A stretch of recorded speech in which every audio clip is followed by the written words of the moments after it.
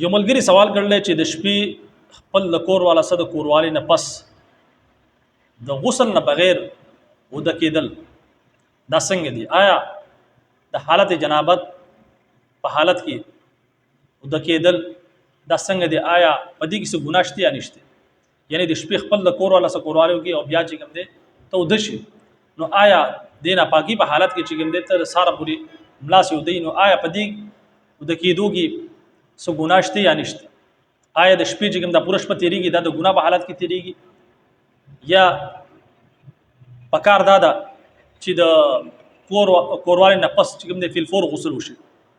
دا سوال ډېر اهم او ضروري سوال دی دا کړل. ګوره ټول مخکنی خبردار چې د کوروالي نه پس بهتره دا ده چې غسل وکړل شي، بهتر او افضل دا چې غسل انسانو کی او د پاکی په حالت کې ودشي شپه تیریږي.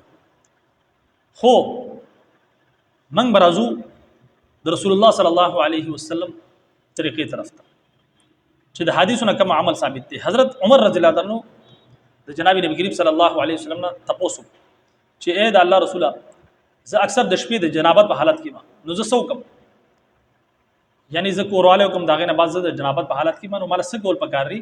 سوال داو کو چې آیا پیل فور مالا غسل کول پکاري یا د جنابت په حالت کې کوم دې شپه تیرول شي؟ رسول الله صلی الله علیه وسلم سو فرمایله چې تو وضو کا او داغه نه بعد چې کوم دې خپل شرمګا چې کوم دې غوینځه او بیا ځنه ودشه، یعنی شرمګا وینځي داغه نه بعد چې کوم دې وضو کوي او بیا ودشه. دا شانتي حضرت عائشہ صدیقہ رضی الله عنها فرمایي چې رسول الله صلی الله علیه وسلم بکله کورواله کو او د کوروالي نه پس رسول الله صلی الله علیه وسلم څه چل کو چې کوم شرمګا د ستر هغه بوینځو او داغه نه بعد وضو کړه څنګه چې موږ لپاره وضو کوي دا شانتي وضو کړه بیا چې کوم دی رسول الله صلی الله علیه وسلم ودش. نو پکار داسې ده چې کله تاسو کورواله وکړي د کوروالی نه پس چې کوم د خپل شرمګا وینځي چې کوم ځای باندې نجاست وغیرہ لګیدل غوینځي او بیا وضو کې بیا ودشه. پهله خدای چې تاسو غسل وکړي، غسل نشي کولای نو بیا دا وکړي کم اس کم چې کوم ځای کې نجاست لګیدل شرمګا وغیرہ باندې غوینځي داغه نه بعد وضو کې بیا ودشه. او قدم نشي کولای نو کم اس کم چې کوم د خپل شرمګا وینځي او لاسونه ماسونه وینځي چې کوم ظاهري چې کوم نجاست وغیرہ لګیدل غوینځي او بیا ځان ودشه. نو پدې کې گنجائش جوړ دي شي، لیکن افضل دا چې غسل وشي. غسل نه نو بیا داغه نه بعد افضل دا چې شرمګا وینځي چې کوم ځای باندې نجاست وغیرہ لګیدل ګندګي لګیدل هغه صفا کوي او داغه نه بعد چې کوم دی وضو کوي څنګه چې تاسو منځله بار وضو کوي دا شانتي وضو کوي او بیا داغه نه بعد ودشه.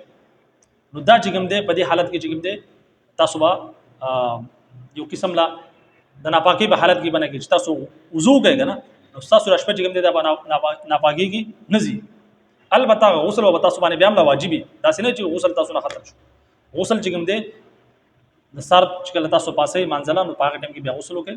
په دې حواله سره چې کوم دی څه د ګناه عمل دانه چې تاسو مثال طور پر غسل تاسو نه کړی تاسو پوره شپه تیر کړئ نو دا څه د ګناه حالت نه دی، بلکې تاسو ته رسول الله صلی الله علیه وسلم عمل خو چې رسول الله صلی الله علیه وسلم با کورواله نه بس چې کوم دی 70 بینزو داغه نه بعد چې کوم دی وضو به کولا او بیا رسول الله صلی الله علیه وسلم ودکید. نو که تاسو غسل کول شي نو غسل وکړئ، غسل نشي کول نو کم اس کم چې کوم دی خپل شرمګا وینځي او داغه نه بعد وضو کوي او داغه نه بعد چې کوم دی بیا ودکید شي او بیا سار چې کله منځله پاسې د مازه په وخت کې چې کوم دی بیا غسل وکړي.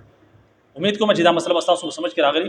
الله رب دې موږ تاسو له د دین صحیح سمجھ او په هغه باندې د عمل کولو توفیق راکړي. اجازه راکړئ. السلام علیکم ورحمت الله وبرکاته.